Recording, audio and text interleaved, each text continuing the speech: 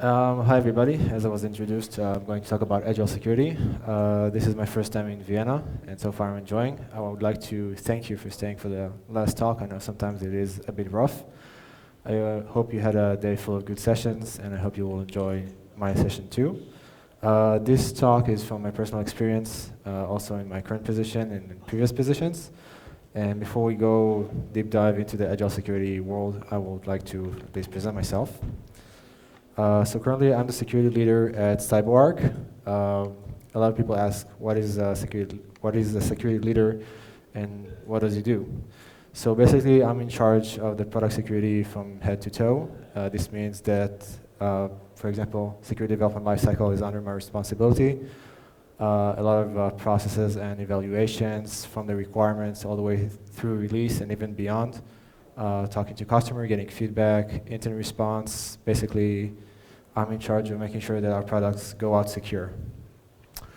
Also, as a result of that, I'm strategy and process driven. I mean, I need to plan a few steps ahead when it comes to the products because we're a security company. And also I need to implement the process as efficient as possible to make sure we are secure. And I don't like to do things halfway or only partial, and in that manner, when it comes to insecurity, I'm a pain in the ass. I don't like to get things done 50% or 60%. I like to do things done correctly. So this is also a reason why I came here to talk. I've been around for around 10 years in the security industry. In the past, I've been doing some consulting. In my military service, I was a security researcher. And I have done some penetration testing as well, so I'm familiar with all the different worlds, and still I feel that this talk is important enough to emphasize the security development lifecycle. A little bit about CyberArk. CyberArk was established in 1999. It's located in Israel and in the US mostly. We have partners across the globe. And we are currently in the field of privileged account security. We feel very strong about security. Actually, I was encouraged to come here and have this talk also by my company, but I don't want to talk too much about CyberArk since it is supposed to be vendor neutral. So if you want, please look us up. We're also hiring, so if you see something that fits you, be my guest. I like to start my lectures with a quote. This time, according to the theme, it's when you need to shoot, don't talk.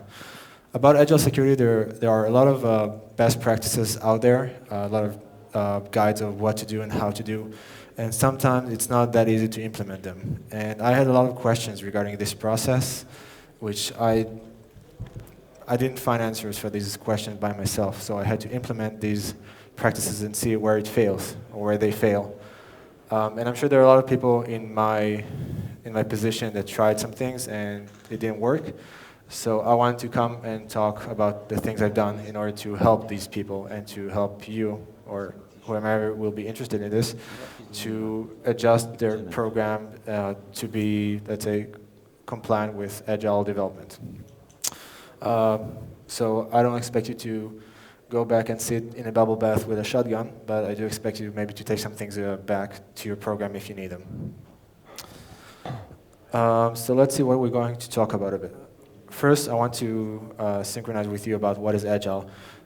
How many people are practicing Agile on their daily basis here? No one. One. Okay. Which is good. So we'll do a short introduction. I'm not going to go deep inside, just going to talk about how it goes. Then we're going to talk about known frameworks for security development lifecycles and their connection with Agile.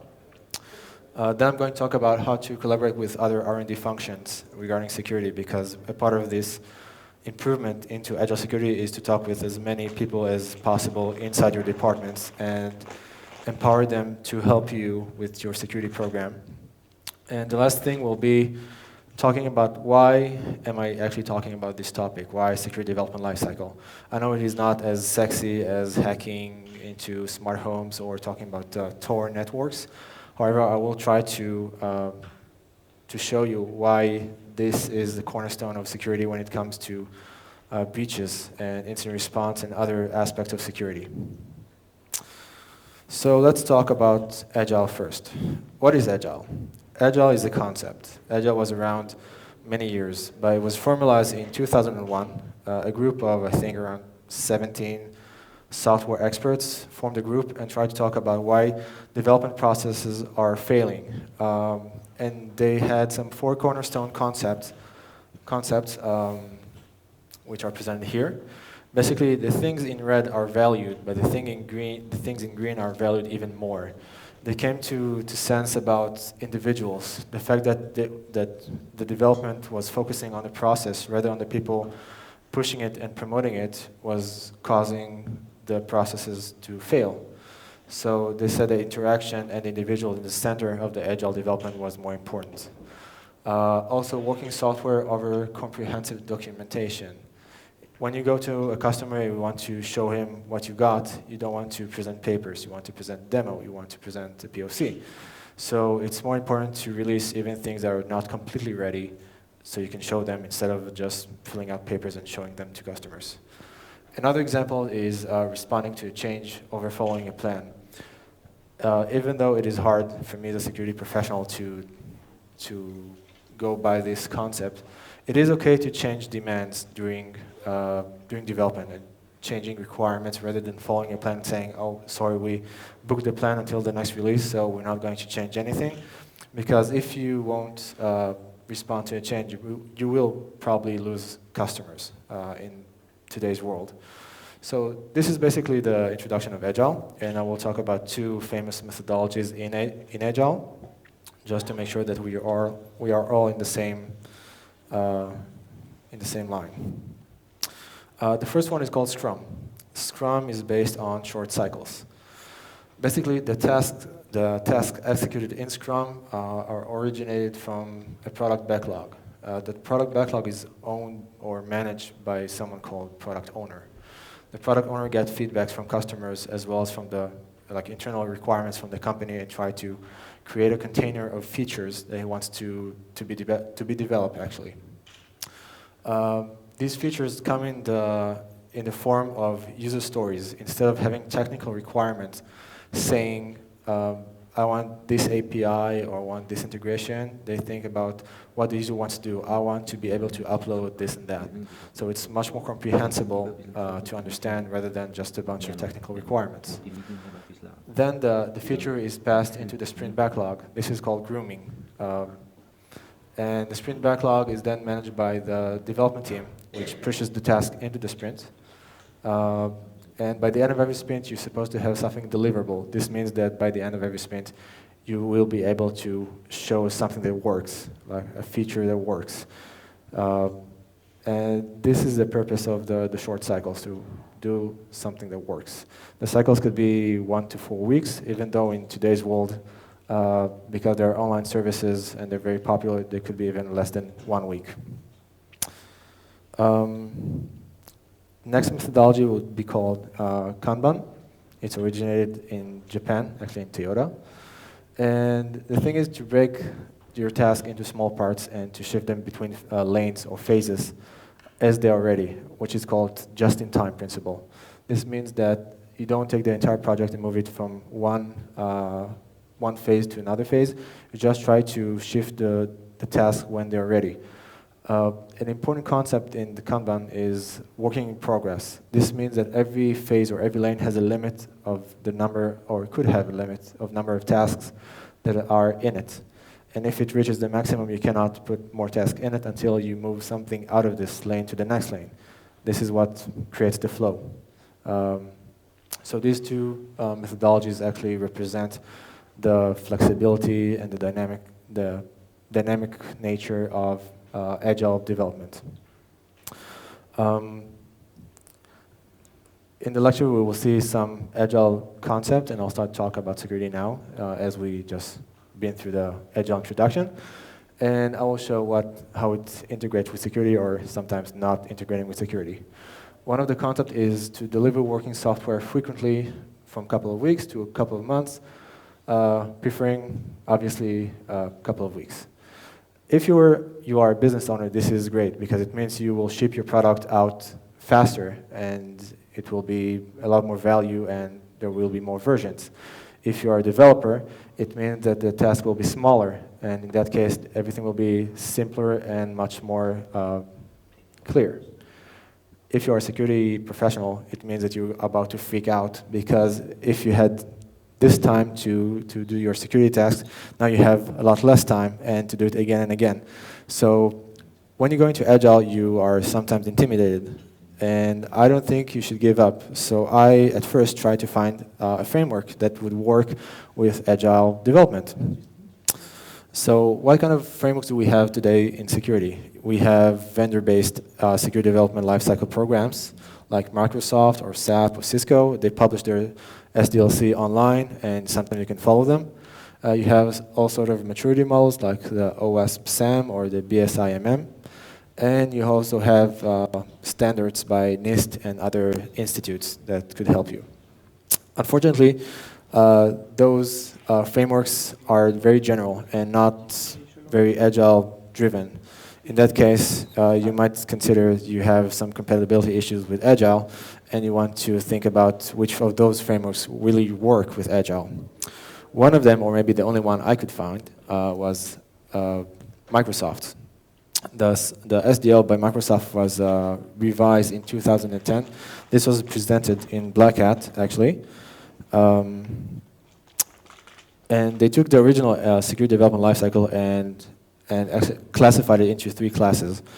Tasks that happen every sprint, tasks that happen every few sprints, which is also called bucket, and tasks that happen once in a project.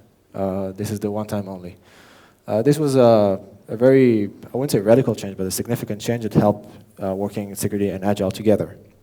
However, if you examine some of the tasks or the classes, you will find some difficulties. For example, if we take the every sprint requirements, you have running analysis tools, daily or per build, doing threat modeling for all the new features, filtering and escaping libraries using strong crypto, which is a bit general, but okay. So let's choose a task and see if we can do it every sprint, just for fun. Well, fun, just for work. Let's say we're going to do a threat model for all the new features. Awesome. However, as we said before, we welcome changing requirement even late in development, which is a principle I personally very like, or I like to hate. Because when you already did a review on a feature and you have the complete security analysis and everything is great, and then the product owner comes up and say, well, Daniel, we're 2 weeks before release and the customer wants to change something. Could you maybe do another review of the feature? And I'm like, but I did it already. And he said, yes, I know, but it needs to be redone. And I'm like, okay. So this means threat modeling is not only for new features, but also for change features, which makes things a bit tricky. Because threat modeling in general is supposed to be kind of a clear task, but it's not a very small one, because you need to choose your approach. What is the center of the approach? Is it the attack, the software, the assets? And then you need to map everything. You need to map the assets or the actors, the entry points, understand how the data goes through those components and what kind of logic happens for each case and everything. So now try to think about this for every feature, new or change, every sprint, and you'll get something which is not very lightweight or not very easy to do every sprint. So how do we get out of this mess? As I said before, you need to coordinate with your product owner. This is a key principle to get things done right from the top. He's the emperor of the backlog, and this is funny because whenever I see this picture and I think about the product owners in my company, I think about this look they have, and they have the same look like this one, which is a bit unique. Even if you're now in sprints, in a certain sprint, the product owner probably knows what's going to happen in 3, 4, 5, or 6 sprints ahead. And you need to talk to him to make sure you're coordinated about what's going to happen. First, you can tell which of the features that are about to be developed are sensitive, which of them need your attention more than others. Rather than that, all the bucket tasks that I talked about before, like briefly, because you have the sprint, the one time in the bucket, some security personnel like to squeeze them into one sprint and do them all together in a dedicated sprint called a security sprint. So you can talk with the product owner and tell them, okay, I'm going to do all the tests in this sprint. Please allocate some resources from the team. And you can negotiate over this, and it will be much easier. And also, you can talk with the product owner and tell them, okay, for this product, I feel that the main threats are A, B, C, and they can agree or disagree, but eventually you will have to synchronize and understand what is the cutoff for the most important threats, because it will save you time, and the product owner will be happy because he knows that whatever you find is relevant. So, this is by the way, every time you see a star, after this lecture, you can go to these slides. These are the tips, so it will save you some time searching. Another principle. The most efficient and effective method of conveying information and within a development team is face-to-face conversation. No more emails. No more emails. I don't like big threads and talking emails, links, Skype, whatever. It's sometimes a bit rough. And I do like to just jump to the room next door and meet the people and talk to them. However, for example, in Scrum, there are also meetings that are called Scrum Dailies, which means every day you meet and talk about what the team does. And you have the sprint's summary and the sprint planning and retrospective. So there are also a lot of meetings that are not security related necessarily, but you do want to be there just to make sure that nothing goes unnoticed. So you sometimes feel like this. There are meetings. Just everywhere there are meetings. And nobody uses email anymore, and you get like all your Outlook is just stuffed with meetings. So let's do a short exercise. Let's say that you're security professionals, which you are, and in your company, the sprint is 2 weeks. You're overlooking 4 teams when it comes to security, and each team has a daily of 15 minutes. A meeting for 15 minutes to synchronize on what they do. The calculation adds up for about 10% of your time. It doesn't sound much, but think that you waste 10% of your time just to understand what's going on, and it doesn't have to be specifically about security. For me, this is a lot of time. I can use it to do something else. So the way we solve this is to appoint security champions. It means that you go into the teams and you talk to someone, and you know these guys that could help you.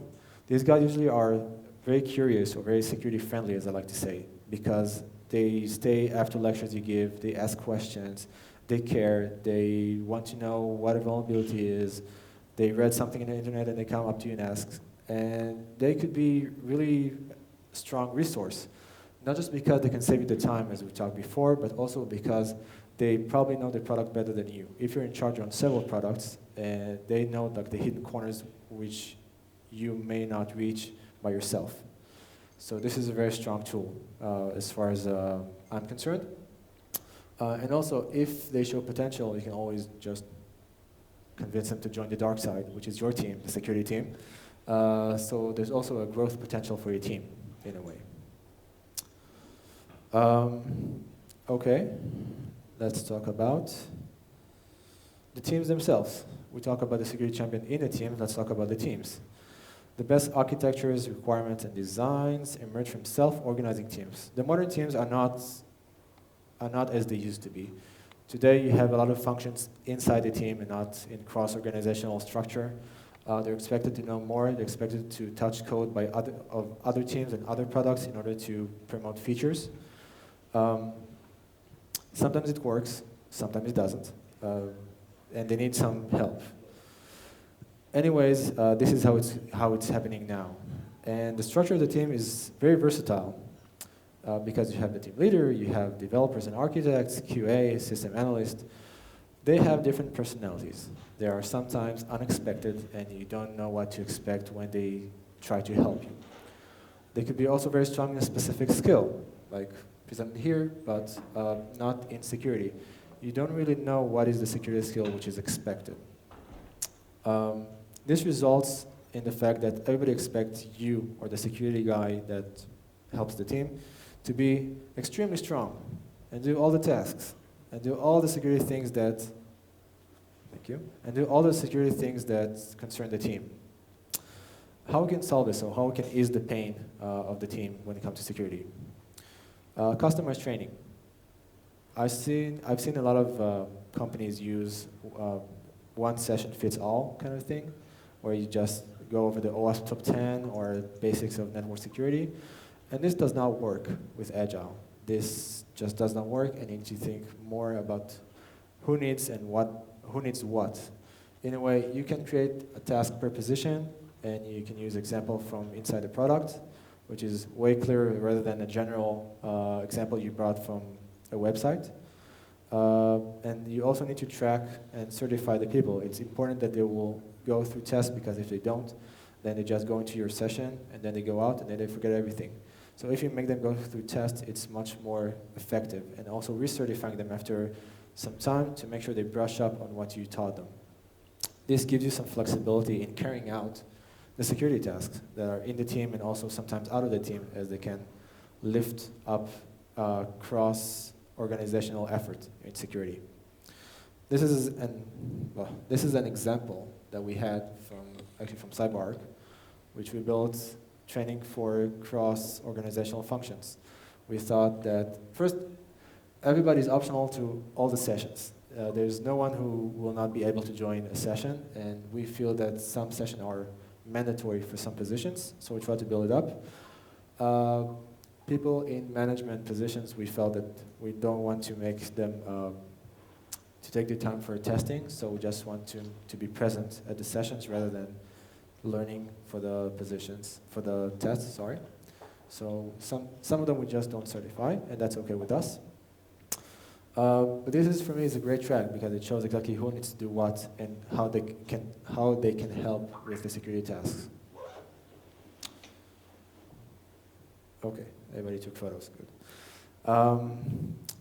Now, the last thing I would like to talk about is actually the reason why I'm talking about security development lifecycle. As I said before, this is not something very attractive in today's security scope or security landscape. However, in most breaches, there are several links of the chain where it comes to how to exploit a breach. And I feel that the development part is the first link.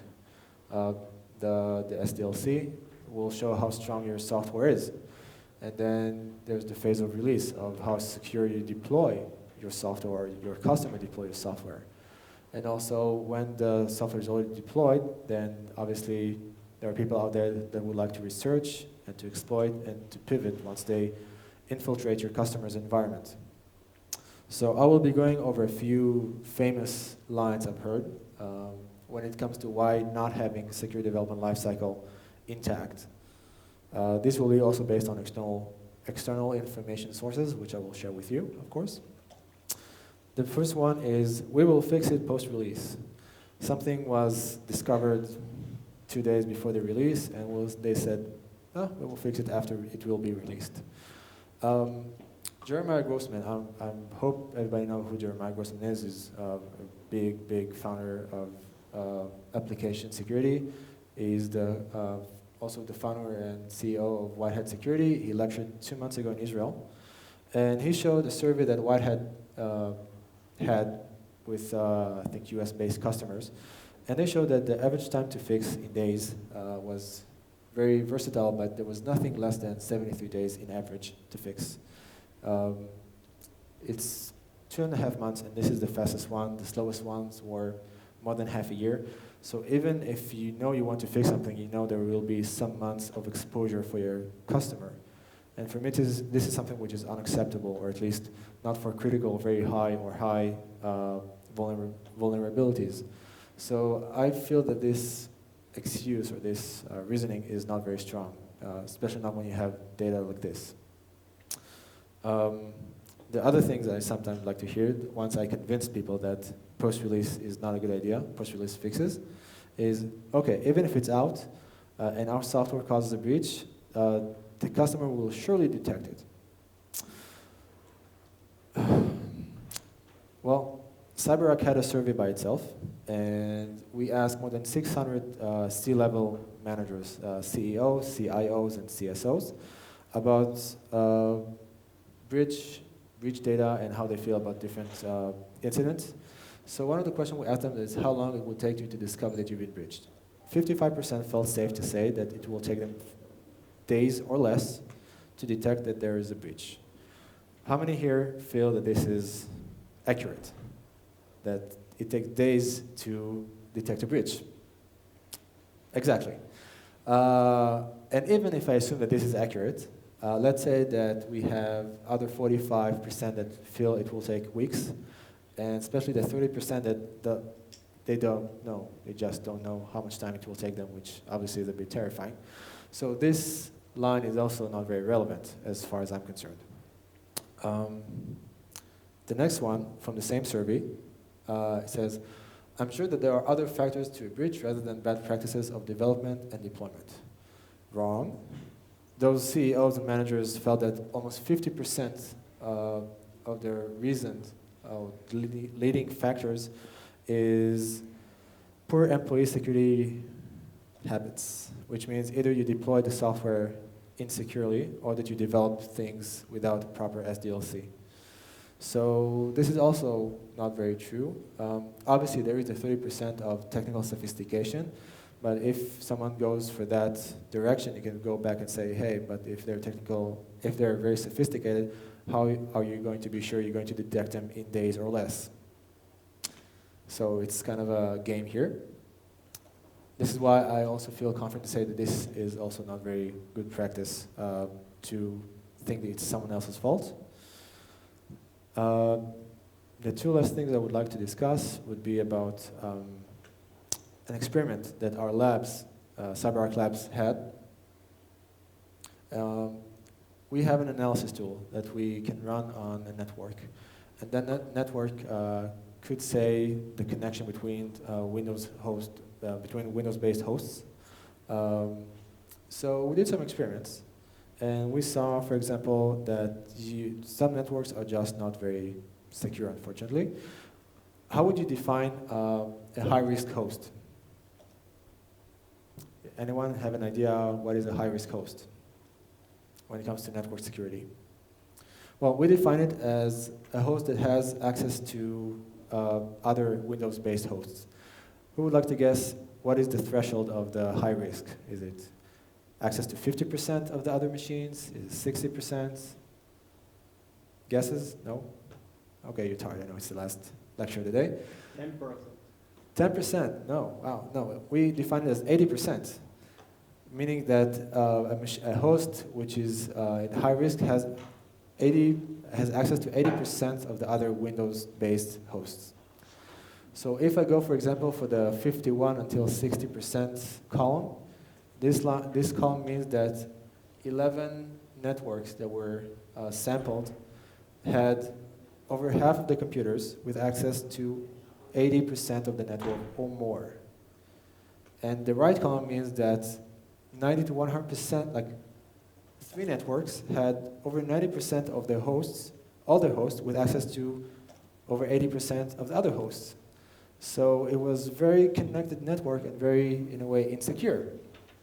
So saying that it doesn't matter, as a lot of companies secure their networks anyways, it also, when you see this kind of data, it's irrelevant, because if you infiltrate one computer and you have access to 80% of the network, it's just dangerous. And also, in this case, size does not matter. Like, you can think that big companies or big networks, they invest more in preventing this kind of access, or let's say risk. But you can really see that it doesn't matter how many computers there are in the network, because the percentage of the high-risk host is just fluctuating between the sizes, so it's really not based on size. So for conclusion, even if you think that SDLC is okay to just run by and not to invest in, and everything else will be treated either by the release or by the anti-abuse processes, this is incorrect. And I advise you to pay, you or anyone who thinks that way, to pay more attention to the security development lifecycle, especially when it comes to Agile, which is harder to enforce than traditional. So I would like just to go back over the thing we covered. Agile is a modern methodology for software development. It is very commonly used today.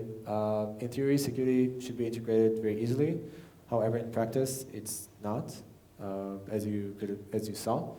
I do advise you to go over the presentation if you practice Agile development and go for the stars for the tips. And there's a long chain of product security. SDLC is first in line, and I really wish you to not be in a place where you need to handle one of the last links in that chain for incident. Any questions? Or, sorry, I took your job. We have a few minutes left before closing ceremony, so. A question about governance. In France, those days, we are talking since a few months about security in the projects.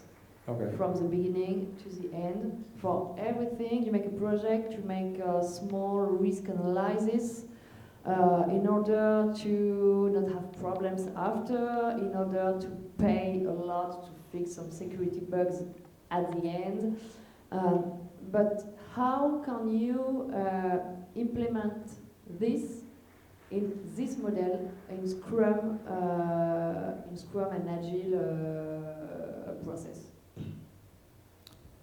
Just to make sure I understood the question. That's a question about governance and about Scrum process daily on the run mode.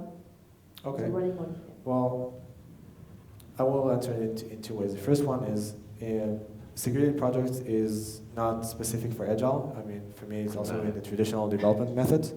So those activities already should be in place. But when you switch to Agile, for example, Scrum, then you do need to make some modification. For example, having the sprint summary meeting has to have some security review of the activities that were done in that sprint. This is a part of the governance we have. Also, we also use Kanban for the tasks, so every task will get some sort of security grade in order to know how much attention we need to focus. Is it only like something irrelevant as a graphic change in our website, or does it something that changes the authentication mechanism? So we also know to balance out, and this reflects in the cards we put on the board in the Kanban. And this also helps us to track things. As for Scrum specifically, we mostly use the security champions, as we said, and also we have a continuous review of the product roadmap to make sure nothing is unnoticed in that matter. Does this answer your question? Okay, great. Yes, there's time for one more.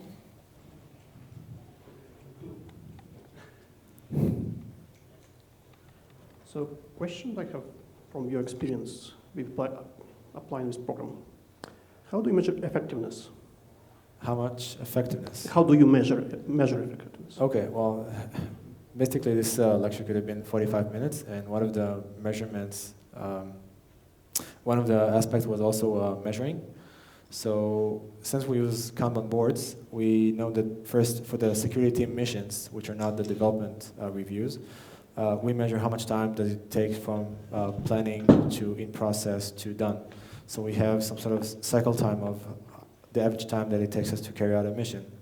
We also measure the average time to fix in CyberArk, so we know if something is out of the agreed timetables for fix according to the severity of the bug. This is the second one.